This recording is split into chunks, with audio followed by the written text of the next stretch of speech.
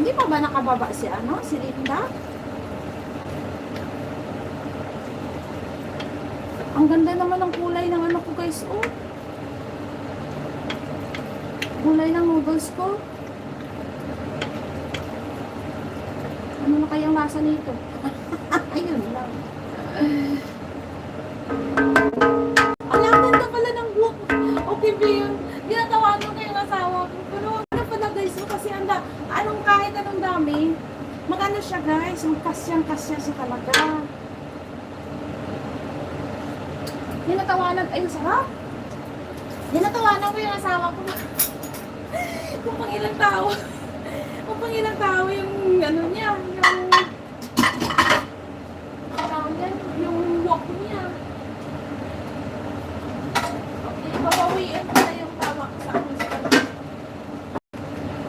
Magte-thank you na lang po ako instead. Ayan guys, sarap guys. Tama na yan siya kasi mas maganda kasi sa mga na hindi siya overcooked. Pero may mga tao naman, ang mga German kasi guys, parang gusto nila yung lutong-luto. Sa Chinese naman, diba ganyan lang. Parang niprikok mo lang yung mga gulay.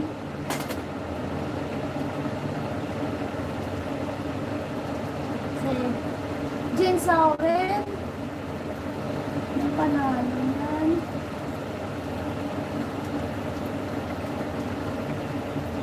Yan lang. Dinitidman niyo ako.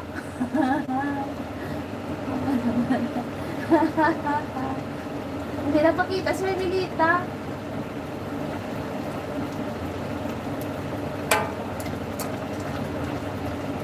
Mas maganda no, kasi sama-sama silang pamilya. Kasi talagay ibabalik. Kukunin ko muna yan siya. Tapos lulutuin ko yung noodles dito.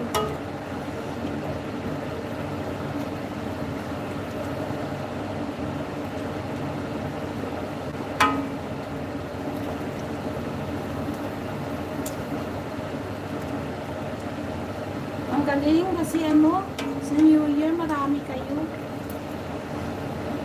Sa New Year, kami lang naman mag-asawa. Kaloy mo sa amon, oy. Always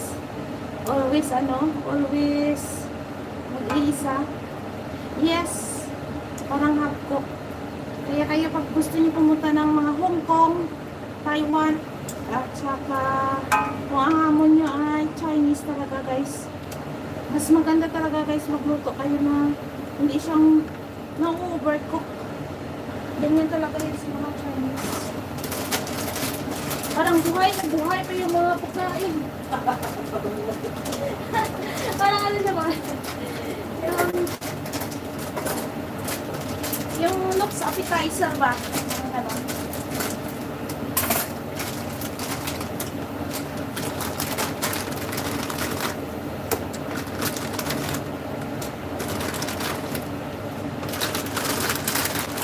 Ubusin ko po. Ilan ba to? Ilang gramos ba to? 400 grams. 400 grams.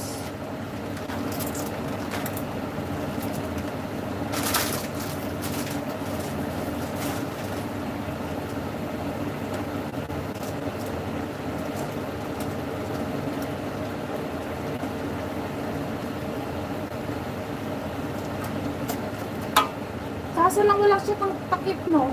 Pero okay na rin, no? Ang pang-noodles naman. Pang-noodles naman maliit, no?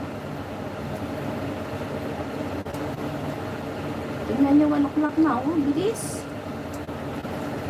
Sa bagay, ano lang naman lulutuin ko isa. Yung gulay, naka-prepare na rin. Yung steak, naka-marinate na rin kagabi. Isang pakong ng steak. Instead na ano ko siya. Ay, nakalimutan ko mag-highlights. Ay, namatay na pala yan. Wala battery na yun lang. Palagi na lang ako nawawala